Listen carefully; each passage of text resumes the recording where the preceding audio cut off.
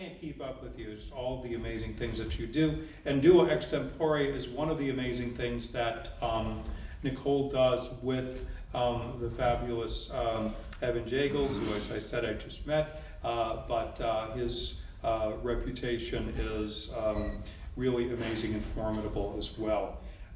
So, without further ado, here are Duo Extempore. Thank you. That was quite the introduction. I'm actually almost speechless. I started my master's degree here in 2013, which seems kind of insane. Where does the time go? Just kind of evaporates. But I just wanted to take a moment to thank the music department, to thank Jeffrey Burleson and Mark Spicer for having us here, and just to be sentimental for a moment in that my time here was so formative and so special, really, in a deep way, and I was so impacted by my studies with Jeff and by the faculty here, and in ways that, you know, as pianists, I continue to hear Jeff's voice in my brain when I'm practicing or at the piano, of how to get the exact color that you want and how to tackle, as you say, oh no. It sounds like torture. No, all the best things. Anyway, we are so excited to be here. We have a bunch of stuff on the stage. We're gonna end up going through all of it, from some of these funny gadgets over here. We have a few little sound samples to play for you. We're going to talk at you for a little bit just about our process and what we do, about improvisation and all those kind of things, and then have some of you guys play and make some sounds up here with us. So this is kind of our, let's say, image of inspiration for a little bit, the Venn diagram and finding where the spheres overlap. And that's really our point of a departure as a duo. We look for ways that music can intersect with other people, other places, and of course, as a duo, we're looking for how our different ways of approaching music can intersect. So we will talk a lot about this idea of shared spaces. Yeah, so Nicole and I come from different backgrounds improvisationally. I'm coming from a background of jazz, primarily jazz performance. I'm also an alum of the CUNY system. I went to Queens College at the Aaron Copland School of Music and the Jazz Masters program there. And we started making this project together actually during COVID, during lockdown times. There's just this need to keep creating. And I was thinking of ways. I have a number of people who I perform with and have recorded with in Europe and all over the United States. And I just wanted to keep creating, but we could only do this online really at that time. And so much of what I was seeing online is clips of larger things or a video or something. And I wanted to make something that just lives in this space and is very intentional in that way. So I came up with an idea that I called Improvignettes, a vignette of improvisation, and I thought, okay, it'll be a complete piece of music that's fully improvised with two people in under a minute or less. So I was just writing everyone I knew, hey, do you want to do one of these, sending files back and forth. So one person would start, send it to the other person, and the rule is you have to be playing upon hearing it for the first time. And then I put them together, and that is that project. And it was just a way really to stay engaged and connected with other people and to have fun creating. And Nicole had seen some of these things I was putting out. So, oh, can I do one? And then she started sending more and more and more. And it was a lot. And then she said, oh, can I read a poem while improvising? And I thought, well, this sounds wonderful. So she read a poem about a fork, right? And reading it for the first time, playing for the first time, I got it, and played for the first time. We put those together. This put us in the direction of kind of looking at story and space through improvisation. And we thought we have something here that is that is unique, this idea of exploring space, stories, architecture, history, through improvisation. So we went from there, and we've covered a number of different stories, histories, and spaces that will take you through here, literally outer space. This is our most recent project. This, as Evan said, is our most recent project. This film actually just premiered on Earth Day. That was this past Saturday. So it's been kind of a whirlwind week for us. But we made this film in conjunction with a physics department at a university upstate called Hartwick College. And it was a collaboration between the music department and the physics department. And what the initial kind of filming and recording stage of this project was literally recording in this observatory that you see in the upper corner with Fender Rhodes and electric bass and effects pedals.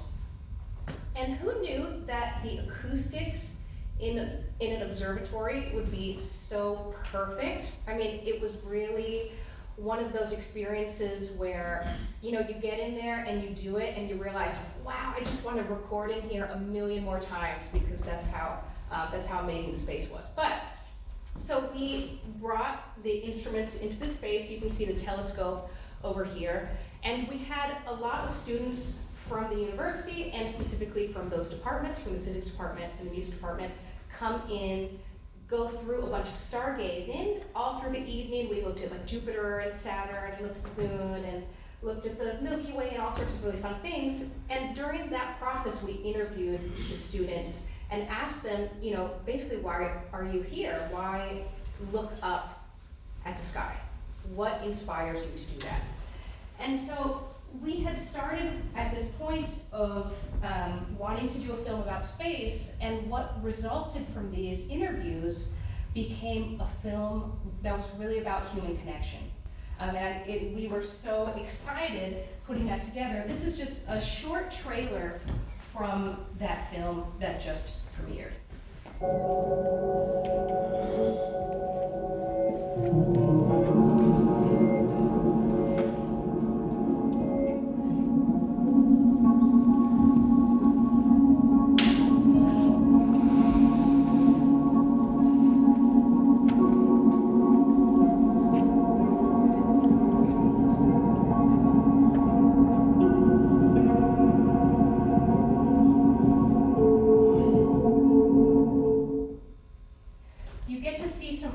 Gorgeous astrophotography in it. Actually, one of the physics students took all of those photos, and they are just phenomenal. The astrophotography that he got was just incredible.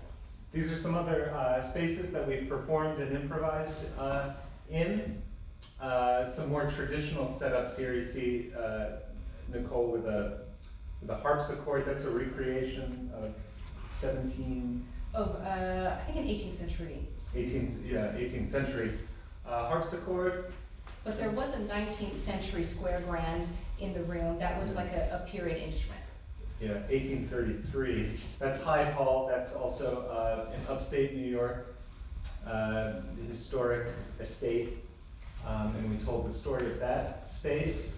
Hartwick College, where we also filmed the space movie in the observatory. Actually, after this concert, that whole project started. A member of the physics department was there. We had wanted to do something in an observatory. We basically said, can we record in your observatory? And from there, by communicating, being open-minded, having a vision, it turned into this sort of massive collaborative effort. And at the University of Southern Mississippi. For every one of these projects, the process that we developed around improvisation is really to use the place as the score in a way.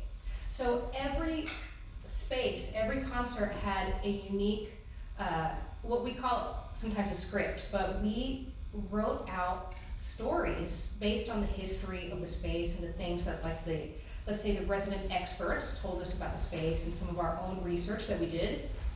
And for every story, we wrote a framework of improvisation to go with it.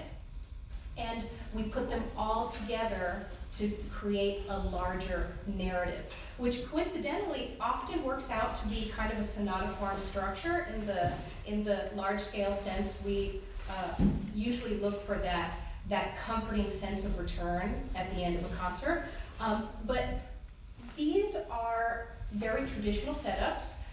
You can see peeking out of the piano, I have a few mallets, or let's say a few piano preparations. Is everyone in here familiar with prepared piano? Nobody? One person? Okay, so prepared piano goes all the way back to John Cage. Do you guys know who John Cage is? Let me ask that. A lot of people know John Cage. Okay, cool. John Cage is, of course, a towering figure in the 20th century in terms of music. But also outside of music, he had such sweeping influence in the arts and, I want to say art like consciousness in a way in the 20th century, but really a towering figure in the arts. And as the story goes, he was creating accompaniment for a dance rehearsal, and he wanted to use, in his mind, a percussion group, but all he had was an upright piano, and he was, hell-bent on getting the percussion kind of sound, so he started intervening inside the instrument with bolts. Kind of things that he had lying around, and you get marvelous sounds out of the piano when you put things inside it. We'll actually do a little bit of that today. But from there, an entire subgenre of piano playing emerged. And it's something that has been so inspiring to me as an improviser, because there are an endless array of sounds that you can get out of the piano. You can already get a lot of sounds out of it, but once you start tinkering with the strings on the inside, the possibilities really are endless.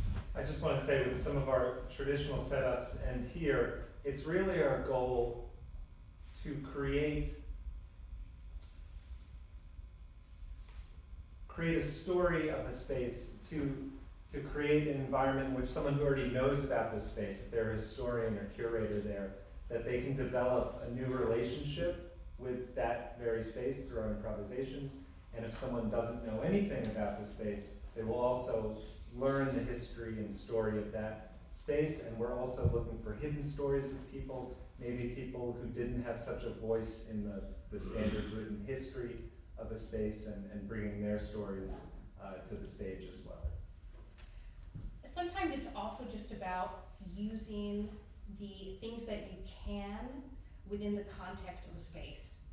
And sometimes that means adapting to a space, and it's kind of led to the many different setups that we've had over time.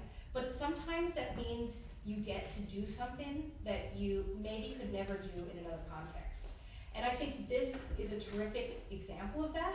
This was a fairly recent concert that we did at Carefree Gardens, which is a plant nursery. And in addition to being a beautiful plant nursery, it looks like this beautiful garden oasis. In the summers, they have a restaurant that they have, that they serve the things that they grow there, which is really cool. But that is to say, for this concert, we actually featured this plant in the corner. We used biofeedback devices on this plant and ran it through Ableton, and we are actually able to live process the biorhythms of this trumpet flower. Is that right? Angel's trumpet. Angel's trumpet. Yeah. Which I believe is toxic. It's very, very toxic, we found out after. But it was a very vocal plant. And this whole setup was pretty extensive. Of course, you see the various elements of percussion, the pedal boards, the bass ukulele, which was something entirely new to me. And Evan said, I have something else we need. Great, add it in. And it was a phenomenal, just a phenomenal concert in a lot of different ways, but to be able to do something like this, you know, you don't get to do these kinds of setups very often. You all usually get very traditional kinds of setups. And to actually have the opportunity to improvise with plants, because it's taking the energy of the plant, and we actually noticed, like, as Nicole said, it was a very vocal plant. The sound it was making through the processing was different when we were doing the sound check. When people came in, it was different and affects it. And people who do like plant music a lot have brought that up before. Sometimes it won't be vocal, and they'll put like a sheet around the plant to kind of hide it from all of the people, and it'll start vocalizing more. So I'm kind of shy. Yeah. And just one more example to give you an overview of the kind of things that we do. This was the very first film that we made, and it was very close to here. We did it on Roosevelt Island to just kind of tell the story of the little sliver of an island in the East River. Have you guys been to Roosevelt Island? It's an interesting place, right? Kind of in the city, yet not. This was such a fun experience.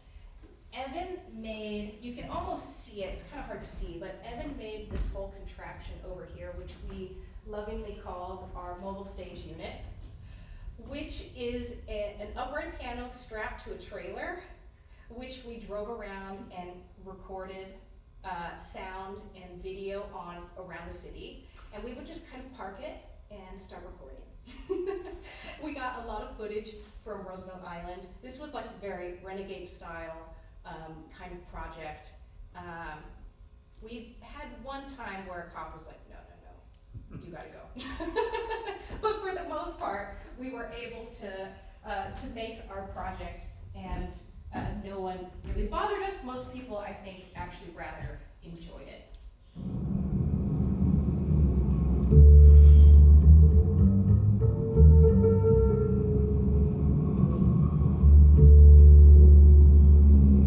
New York.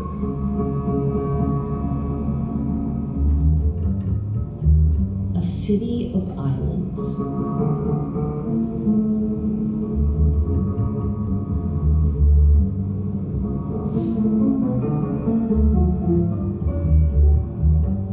Only the Bronx, the city's northernmost borough, is primarily on the mainland. In addition to the three principal islands, Manhattan, Staten Island, and the westernmost part of Long Island, New York City contains around 40 islands. As Melville writes in Moby Dick, commerce surrounds it with her surf. Right and left, the streets take you waterward.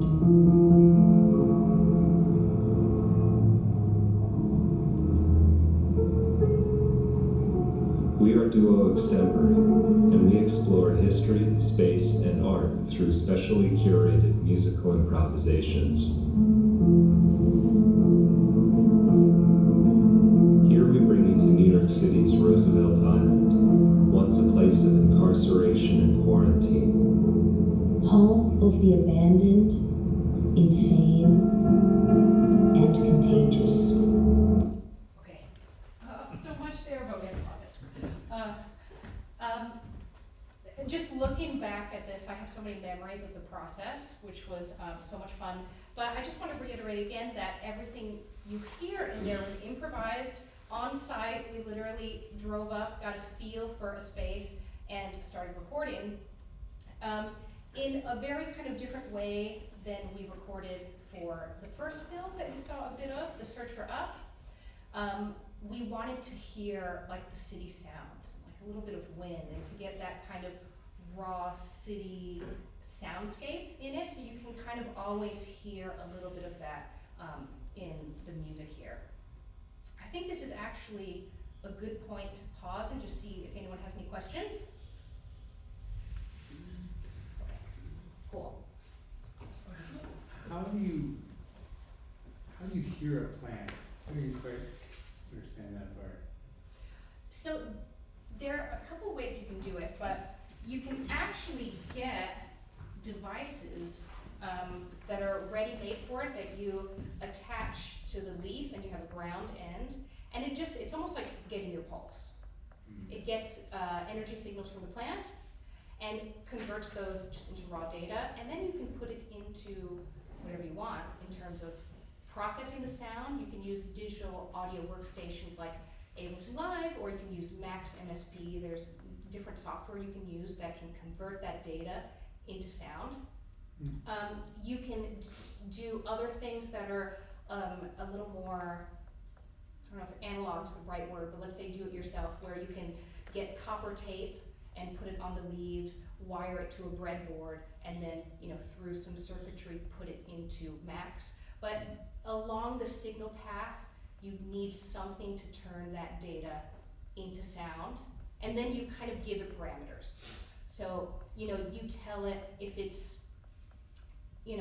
within this frequency, let's say, then I want that to sound like this instrument or something, or you create your own sound. Really, the possibilities are endless. Cool. The one we used was made for plant sounds, and there's a ground by the roots in the soil, a clip on the leaf, and it's the energy of the plant. I know that there are some improvisers in the room, but just as a general show of hands, how many people in here have improvised musically in some way? Okay, it's a decent number. I'd just like to hear from you what kinds of improvisation you've tried. I'm a jazz drummer. Cool. So I improvise based off of what other people are giving me. Amazing. And specifically within the context of jazz. Yes. Karen? Yes, jazz piano within looking at like a form and trying to, I don't know, use some of the language, but also just like doing whatever I want. Cool. And when you improvise to whatever you want, how do you make those decisions?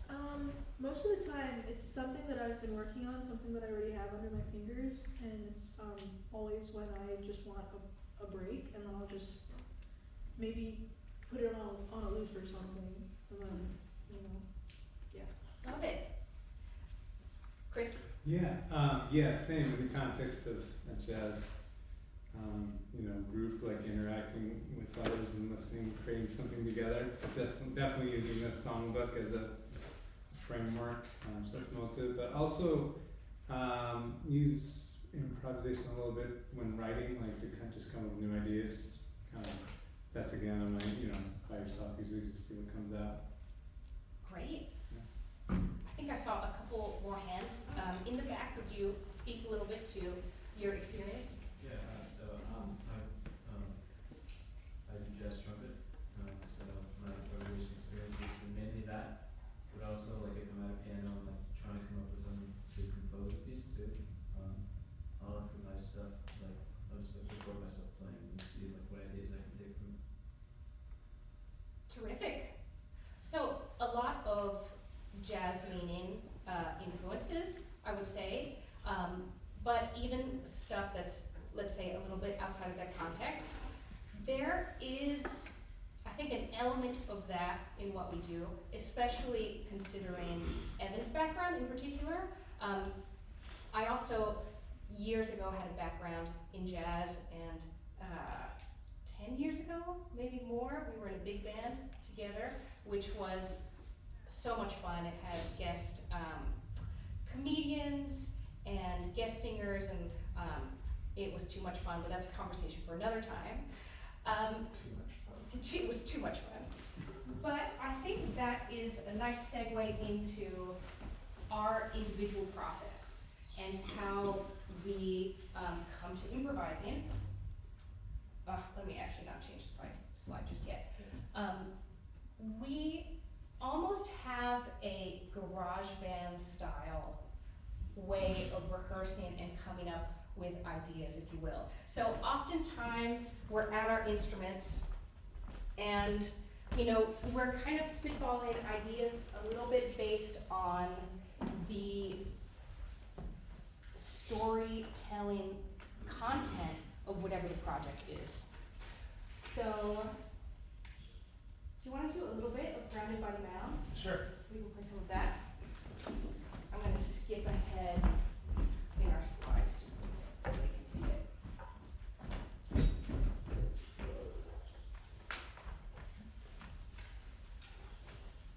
So this was from our script for the concert at the University of Southern Mississippi, which was in Hattiesburg, Mississippi. And that's our chart, yeah. And we'll back up to some of the graphic score, text score, lead sheet kind of legacy that leads to this kind of notation. But this top part is what we essentially were telling to the audience. And we were giving context to the story. Hattiesburg was a place that was so interesting for us because it has a lot of history, and it was hard to narrow down. A lot of history in the blues, a lot of history in civil rights, in infrastructure and transit, and the history of indigenous peoples. And it was just so dense. And we also, in terms of shared spaces, we have to be conscious of the fact that we're coming in as outsiders, and we want to be respectful to a space and the people that are there, and the institution that is inviting us there. We ended up choosing this as our starting point. Would you speak a little bit to the indigenous mounds? Yeah, has anyone been in the southern part of the United States or Mississippi, that area, parts of Arkansas, around there? So I love to go on big motorcycle trips, actually. I go all over the country in Canada. And I was riding down there, and you can see, has anyone seen these mounds? Yeah, you see them. And they use them, indigenous peoples use them. It was a living space, it was a spiritual space. There's actually some conflicting research about what they were actually used for, evolving space, but we wanted to first acknowledge that. We like to start with the land oftentimes, and acknowledge the indigenous people who live there. We would start by telling the audience a little bit about these ceremonial mounds and putting them into this headspace to think about that.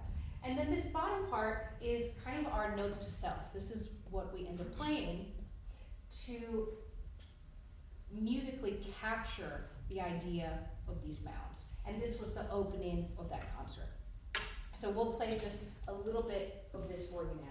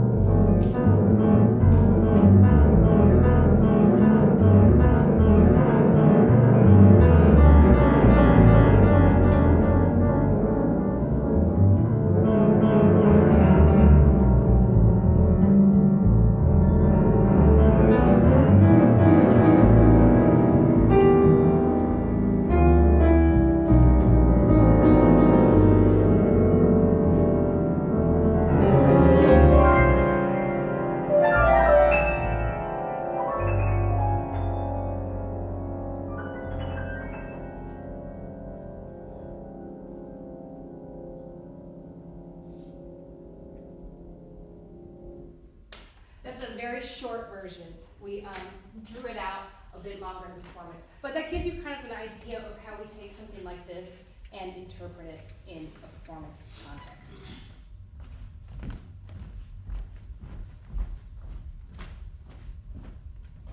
Now going back a little bit. Okay, so coming back over here. Has anyone seen musical scores like this? Cool. Quite a number of people.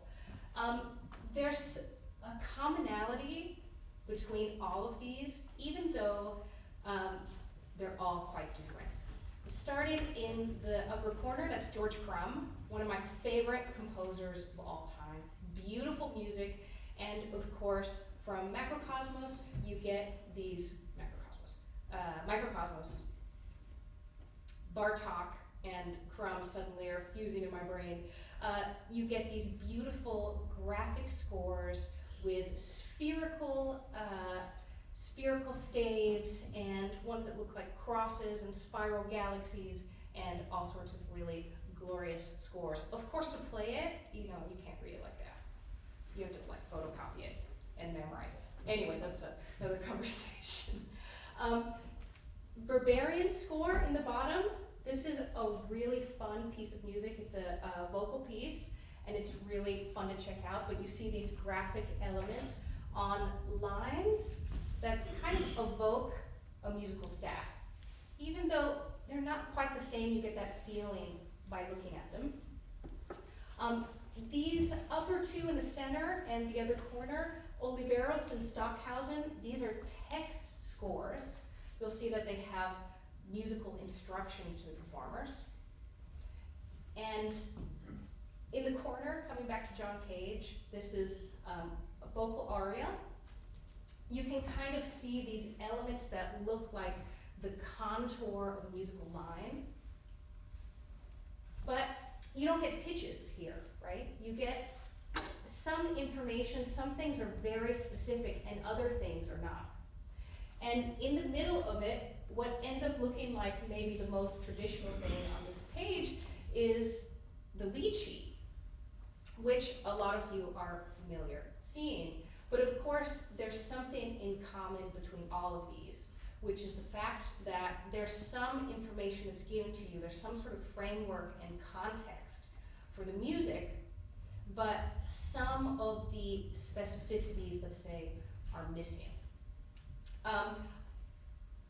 With the exception, I think, to Crumb, this particular piece, there are a lot of specificities in here, but he fits in with this idea of graphic score so well. Our compositions fit along this trajectory, let's say, that goes really all the way through the 20th century and to terrific composers now who write like this. Although I don't think that we were necessarily thinking about these when we started coming up with our project.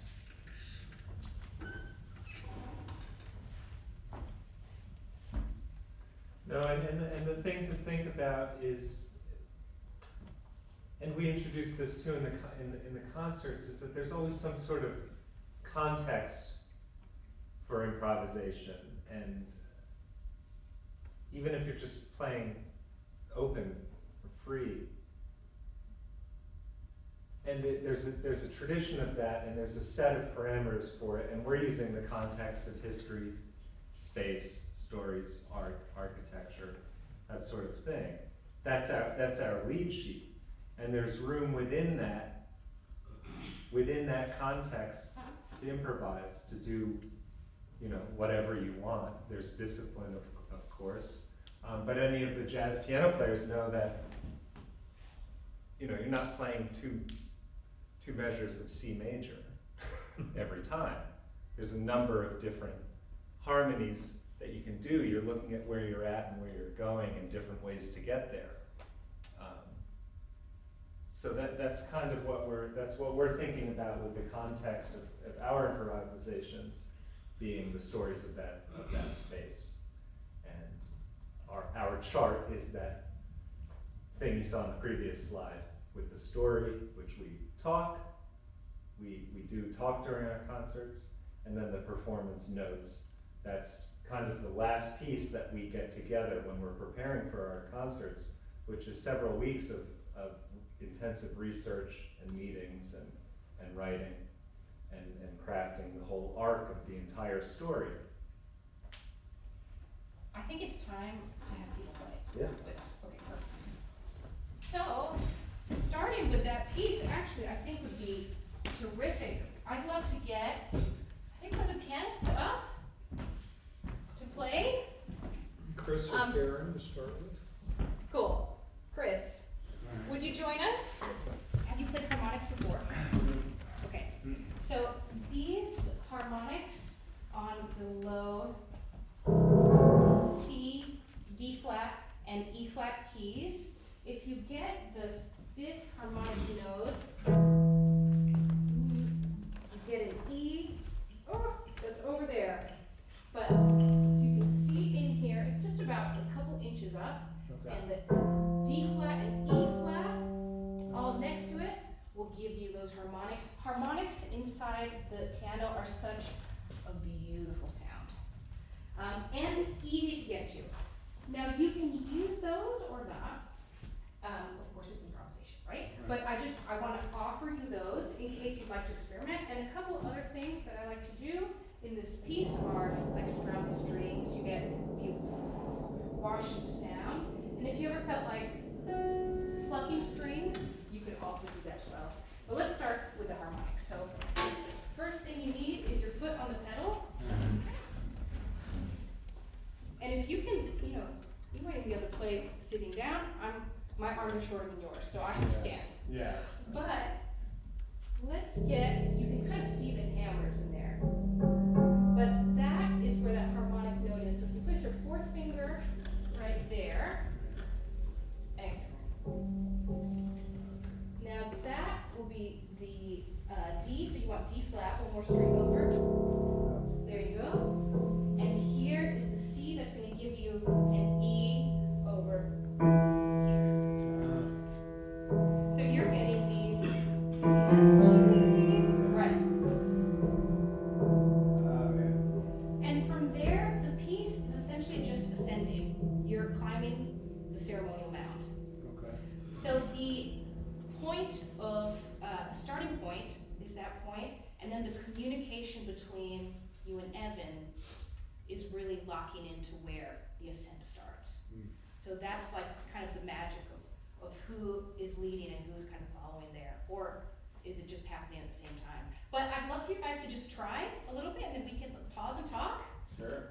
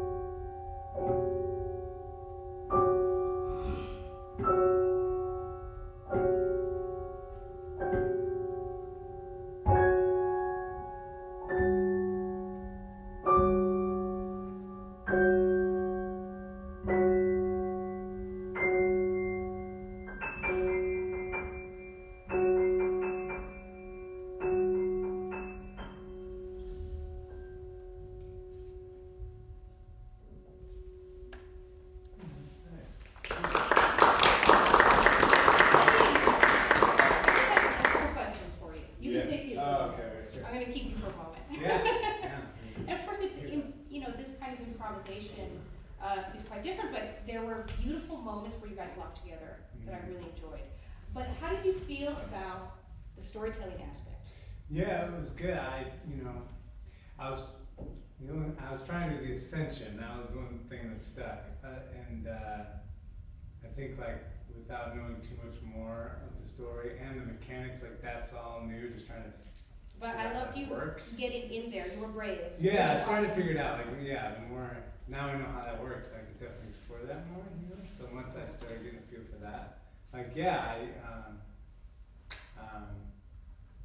it was cool. I think it was just mostly just trying to listen musically and kind of picture these mountains and what it would feel to ascend. And that's about as far as I got right now. I'd love if you guys just did it one more time. Good. And thinking specifically about how it ends. Just in the sense that, from listening, I got the sense that you weren't sure between the two of you where the ending point was. Yeah. And I felt Evan trying to end maybe in a certain place, and you guys were having that communicative moment of where does that happen? Right. You know, which sometimes is one of the hardest parts, I think, of what we do, is, okay, where are these transitions happening and where's the end happening? And you guys have such great communication that I want to experiment and see what happens the second time around. Yeah. All right. Cool. Nice.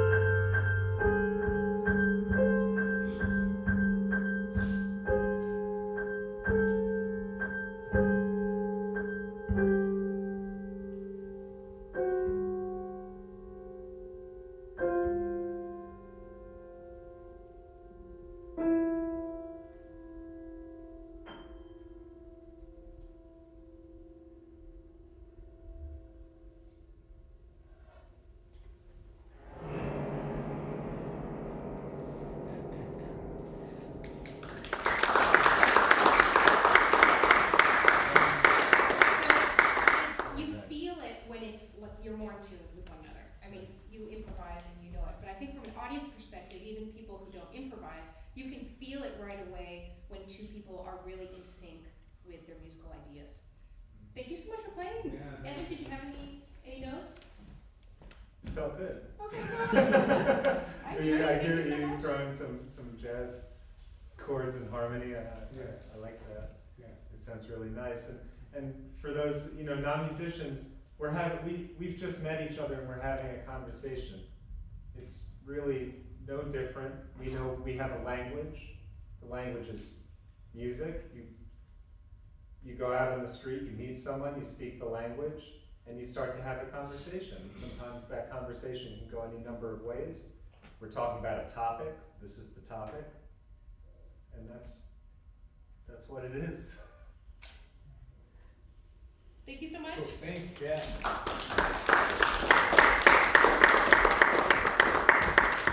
our next piece, I'll have another pianist come up. I think Karen will ask you to come up. And on the way up, would you tell me if you know any ghost stories that you really like? I've been asked this question before, and I always Oh, really? don't have like a good answer. I always hear better stories, but I guess there was once a dude that was an Uber driver, and he liked to drive his car in the early mornings. They just had where the sun, and I guess that was his way of taking a breather.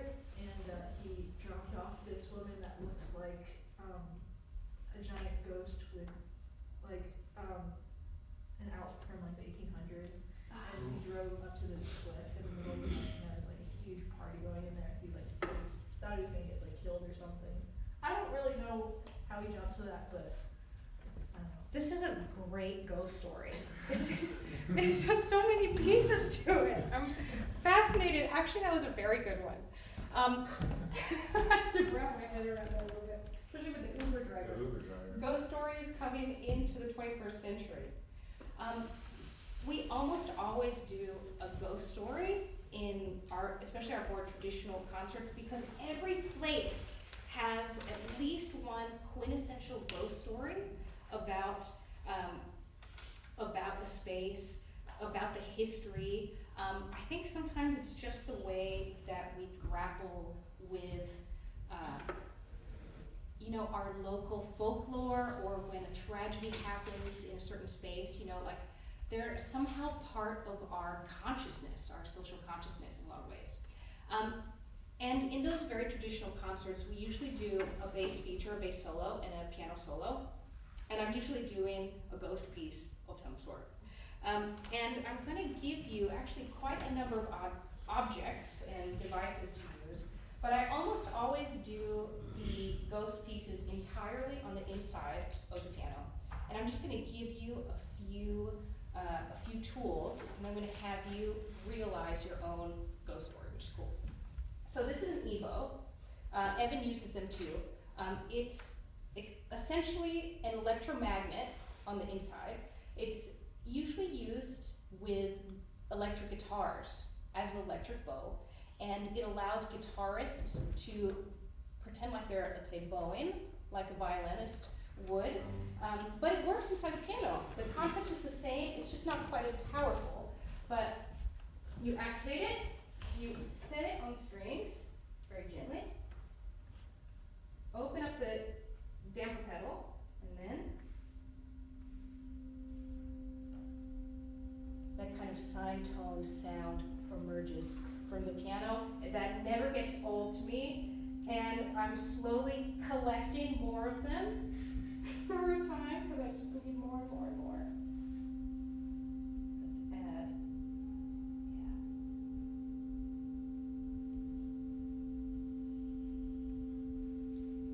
It's already kind of ghosty, right? With the EBOs. So we have some EBOs in here. I'm going to give you a few more things, some sound palettes you can choose from. This is just a triangle beater, but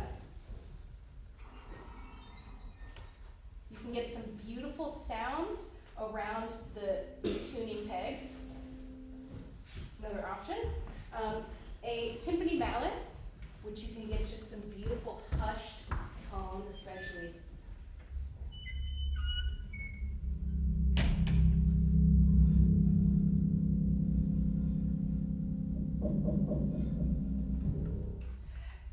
And one of my personal favorites, Super Ball mallet. You can buy an actual Super Ball mallet, but I have found them to be not that great. Even professional percussionists like Super Ball mallets, so I just make my own with a Super Ball bouncy ball and a toothbrush handle, because it's nice and pliable, but durable. And you can get beautiful, ghostly sounds out of the bass strings, the whale sound. Oh, I can't get enough of these sounds. I'm gonna leave you with some of these tools, but let me just get you set up. So first thing is to stand right in front and with your right foot on the sustain pedal, and you probably want that down the entire time. You're welcome to pluck some strings.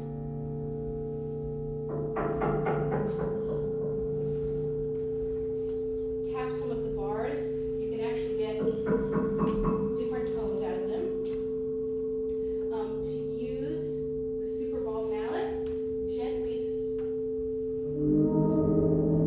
sliding across those bass strings, and then I put that in front because I'm hoping they use it.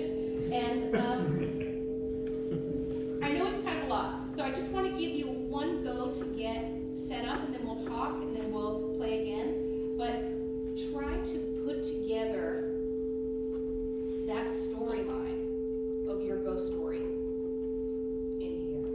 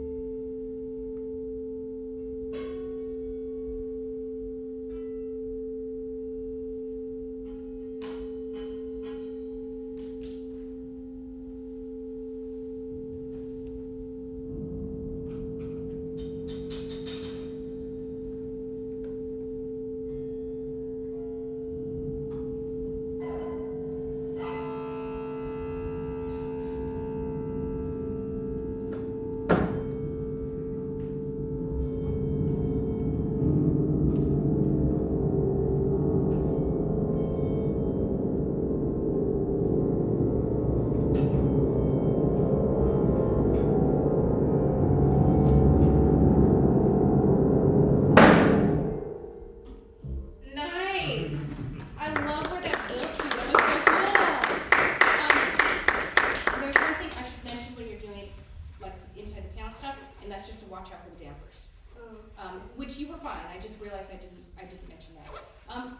Let's do it one more time, and you know what? Let's do it together.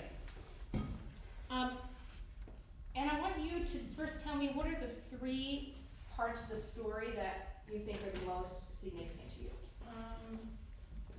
Picking up the woman, going up the cliff, and The party. Yeah. Okay. At least that's what was in my mind. Okay, let's play together, and I want to see if we can improvise together and create that storyline.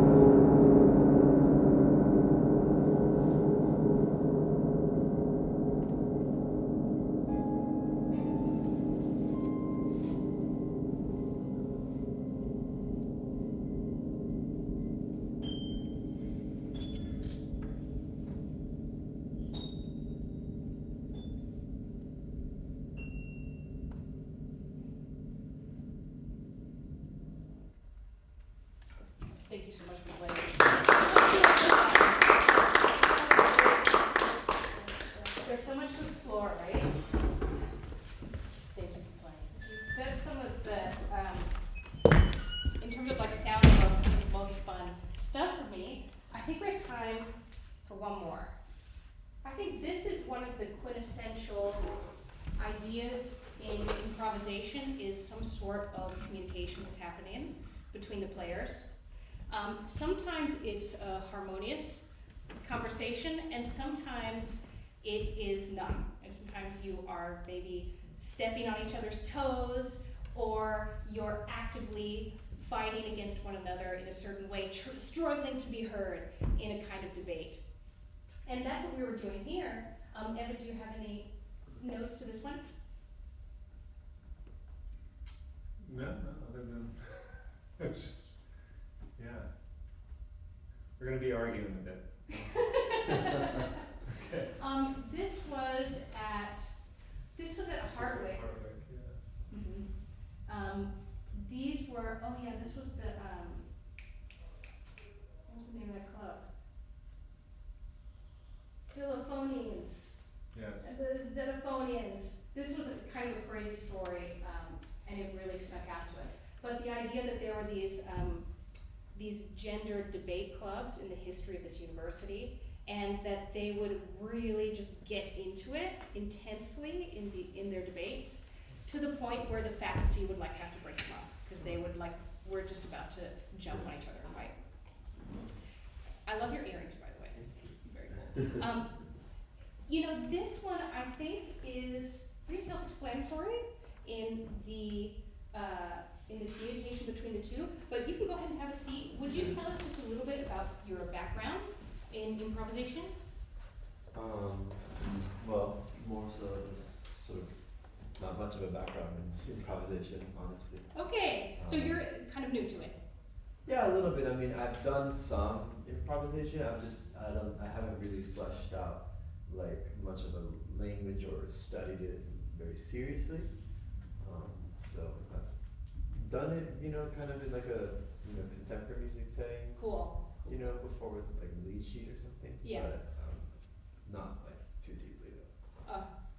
Well, then let's start with small exchanges. Yeah. So if you had, let's say, in terms of a debate, a musical statement that you were going to assert, can you come up with just a short line? Okay. Anything you want, but a short line that's kind of your statement.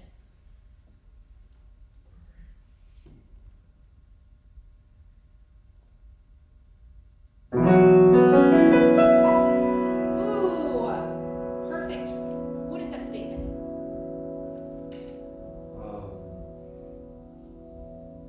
Well, it's almost some sort of like a statement of question at the same time, I feel.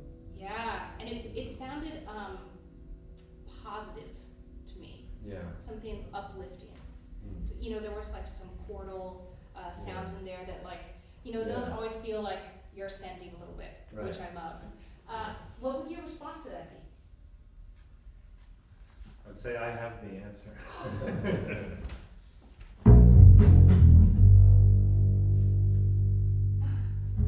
It's from Future Prom. What kind of response is that? If you had something that was kind of uplifting, positive, a little bit of a question. Right, it's just like dark versus light. So. Yeah, I felt a little bit like you, Yeah. a little bit of a challenge in that. Right. Right?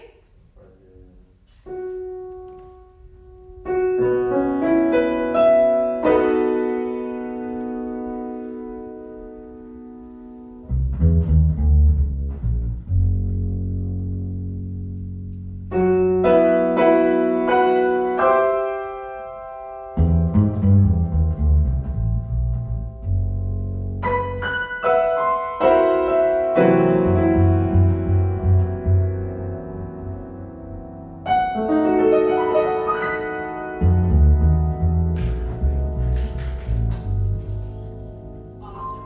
I'd love to pause you guys just for a moment. I love this back and forth. It's almost the perfect length so that you can each be heard, but then the other takes over. I just want to add an exercise into it a little bit. In the spirit of a debate and the idea of the story, the kind of cutting people off, Right. I'd I'd like to challenge you to try to find where you think Evan is just about to end, and see if you can pick up on his like last note, as if you're trying to interrupt him, but musically, of course, you're still allowing him to speak. Right. Okay. It's like, I know, but. Exactly, I Right. know, but.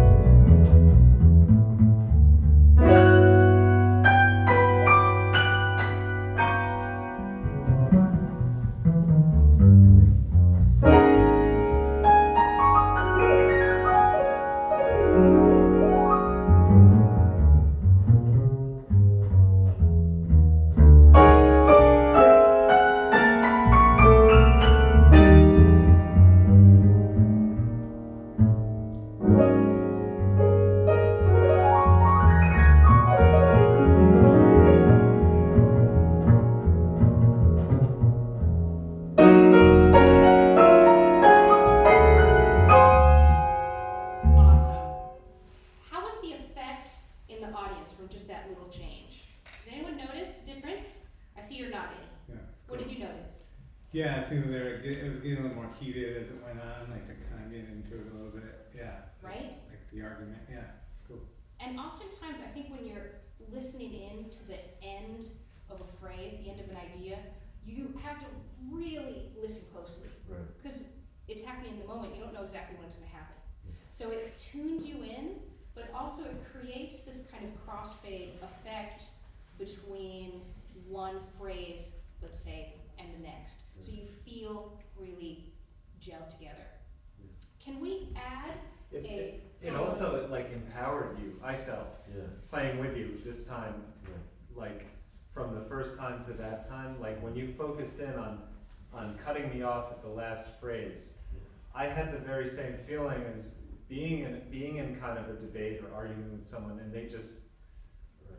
they got me, and I had that feeling of, okay, you got it. Yeah. But, Yeah. yeah. But I still think F sharp. Right. Right. I'd like to add just one more piece into the puzzle. So we have this kind of microscopic exchange that's happening Yeah. between one phrase and the other. And let's add a macroscopic trajectory into that, where maybe the phrase lengths get shorter and shorter as you go on. Okay. So you're starting with these kind of broader statements, and you can make them smaller and smaller until at the end, maybe you're like Right. stepping right on top of each other. But let's try it. Okay. Okay.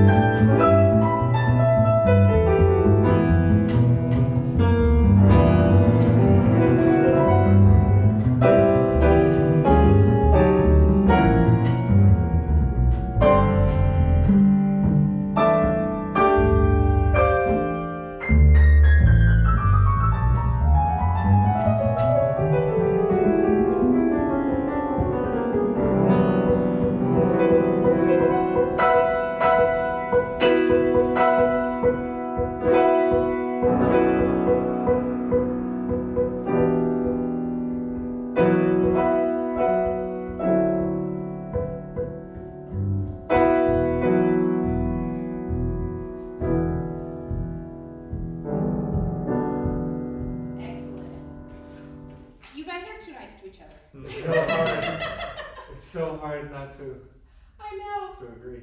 Well, you know, I really enjoyed it, but I'd like to sit down for just a second, just to ponder one thing. There was a moment, Evan, where you had like a pretty intense line going, Mm-hmm. and I would love for a moment of like something like you're maybe chasing the pulse a little bit. Even though there's a debate, of course, he's a bass player, and there's so much about like feel and time and what bass players do. And I've definitely learned a lot about time in general by playing with Evan so much, because he thinks about it so deeply.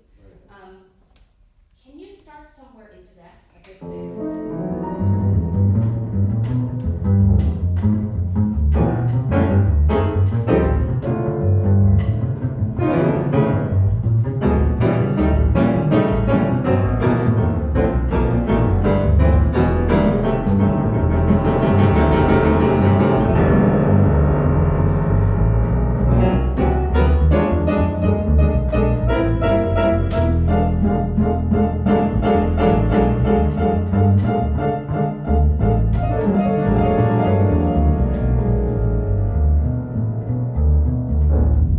something like you're in the debate sense, you're matching with him maybe in time, but you're also like pushing a little bit, but you're also giving him space to speak.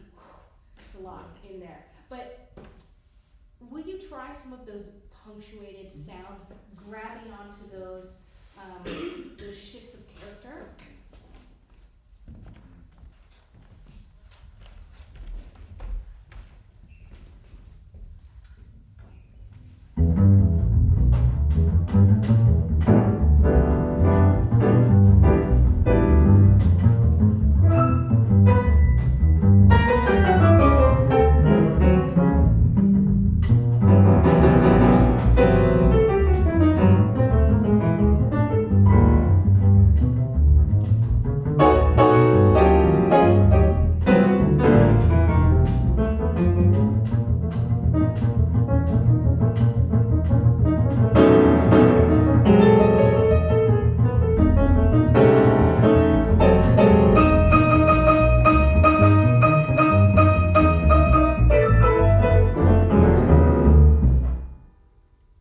Oh, that was nice.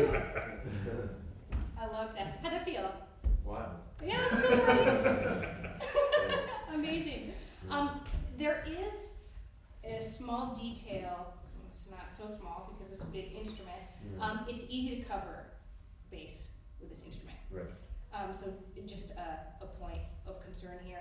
But I'm surprised to hear that you have just a little bit of improvisation experience because you jumped right in. It's excellent. And you really caught that character shift, like, you know, so well. Any notes from you? Yeah, no, don't, I mean,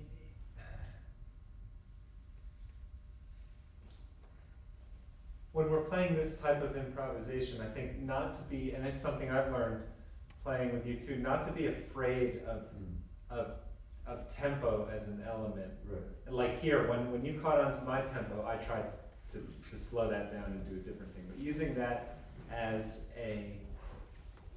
something that we draw from in our palette, and not to, because we think free improvisation, Right. like tempo is something we're going to avoid locking into a tempo, and that can be a very good element to use, even if we're not playing it in time or something. You know, the other thing is when we put constraints on ourselves, like Nicole is suggesting to you, and suggested to you as well. Whenever we can lock ourselves into that constraint, you're surprised at all the possibilities that come out. And I like to just come up with exercises for myself that I use that are in a constraint. It could be a tone or a chord chromatic, and dealing with major triads, and we just deal with that. But really focusing on that one thing, and then when you go to do your thing, it's like this whole other world of possibilities, textures, dynamics, vocabulary is opened up. So. What? you so much Thank for you so playing. much, yeah.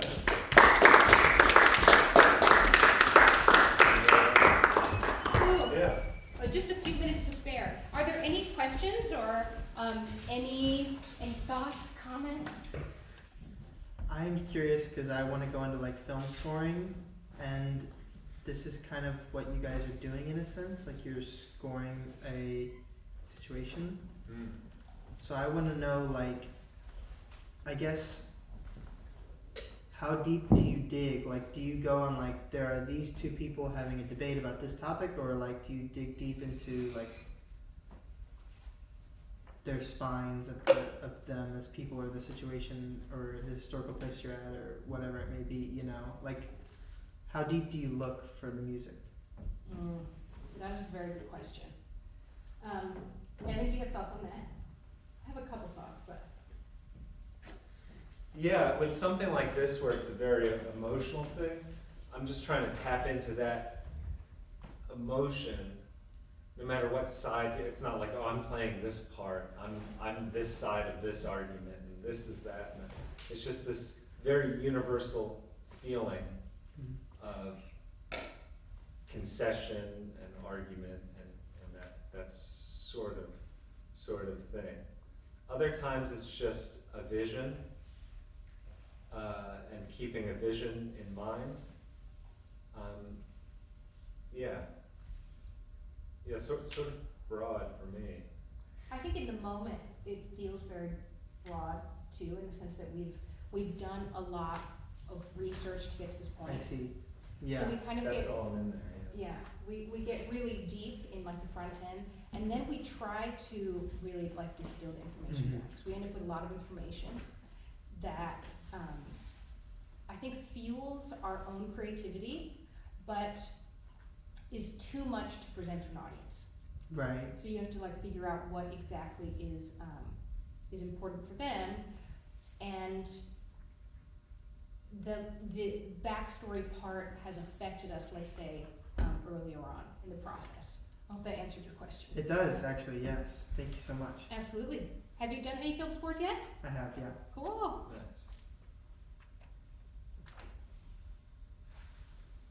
I don't know who I saw first. Go for it. Oh, please. You had your hand up, I think, right? Me? Yeah. Okay, yeah.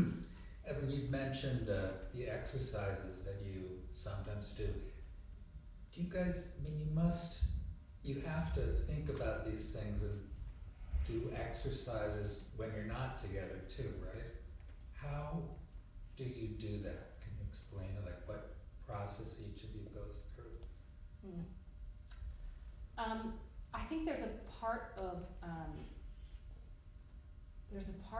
improvising where it's kind of a funny way of thinking about practice. It's like, in a way, you can't practice for the gig, right? But all the practice you've ever done has built you up for that point in time.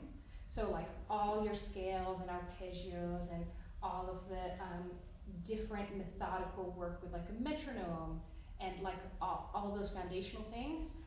But there are so many exercises you can do with like taking something in a specific key and giving yourself like certain parameters. Let's say like I'm gonna play in A flat minor in 5/4, and I'm gonna do this with my left hand. Like you try to give yourself a challenge of let's say texture and tempo and time and all these kind of things. And honestly, like doing things like that, giving yourself very specific parameters, there are so many combinations of things you can come up with. Almost like a Hannon-esque approach, let's say, to improvisation. A very specific thing that you're gonna try to iron out. I mean, yes. Together too, it's like we do a lot of the visions we have for this piece, we don't come to those at our instruments. It's kind of through discussion and what we envision it being. And as far as when I was in school, I was always asking every bass player I met, like, that was my first question, like Dave Holland or Ron Carter or all these amazing bassists I had the opportunity to meet, and I'd say, like, how do you practice? And everyone gave me a different answer. you know? And I kind of stuck with Dave Hollins, which was like, he's like, I just spend about an hour just getting in tune with the instrument, playing whatever, free, not thinking about it. And I try that, and that's such a way to come in and do that. And I think part of what makes our duo interesting is that we are of different, if we were both free jazz players, it would be a totally different sound. It would be a totally different thing, and I don't think it would be that original, or we're coming from a different world. And so I play like a crap load of jazz gigs and a lot of free open playing as well with some amazing people, and it's like you're always just training that muscle and expanding that vocabulary and how you interact with people in an impromptu conversation. Karen, I think I saw your hand. This was a few slides ago about the mounds. From an outsider perspective, do you ever do research on like what the music of like the people in that place might be playing, and do you use it? Yeah, sometimes we do, depending on what it is, because we always want to be respectful of the place that we're in, but there are definitely some really great, in particular, like rock and roll history in places that we've been that Evan has featured. But are there others? Yeah, in Hattiesburg, and one we ended up not doing a piece about, but one of our first questions in Hyde Hall, we go on the tour, we talk with the director, we read as much as we can about this place, and our first question was like, yeah, the people who, you said there were 14 people who worked in the kitchen here and around the house, and who brought the wood to this part so that they could load it to, like where were they from? Did they immigrate from another country? What year was this, and where did they come from? We were trying to get a sense of what would have been their music of that time. And it ended up not quite fitting in that way, but that is something that we do search for, and especially with the history of like, country blues and Delta blues and all of that in the Mississippi Delta region. There was a lot to draw from. Yeah, that was like my favorite solo piece I got to play. That was so good. Just like thinking about that point about like the Hyde Hall, which is this giant historic neoclassical landmark mansion. But we were so fascinated, more than about the stories of the people who own the house, which is something that let's say it felt surface level in terms of the history of the space, but the many, many, many people who worked there that made the house run and function. And there was a feature in the room that we were performing in that was so fascinating. It was, it looked like this wood cabinet that had a door on both sides, and it was where wood was placed for someone in that parlor room to then grab and put in like the fireplace. And it was kind of this symbol to us, this portal between worlds of the people who worked in the house and who were bringing in the wood and chopping the wood, they're bringing it outside, and then like this beautiful parlor where all these parties were, and between the two, this like this little window between the worlds. And we came to find out, that there were dozens and dozens of workers who lived there full-time, some lived there part-time. The head worker was the cook, and the cook like doled out all the orders. There was this whole hierarchy amongst the workers, and it was crazy. And it almost felt like that's where the life of the space was like coming from there. That was a really fascinating point. And then we had, we had like the kitchen in one of the pieces, and like the little tinkling of like glasses and plateware, things like that. Anyway, that's a tangent. Great question. Any other questions? Well, I think we've reached a moment to wrap things up, but thank you both so much for your illuminations and insights and music and creativity and inspiration and working with our wonderful students here. Let's give it up once again for Duo Extempore.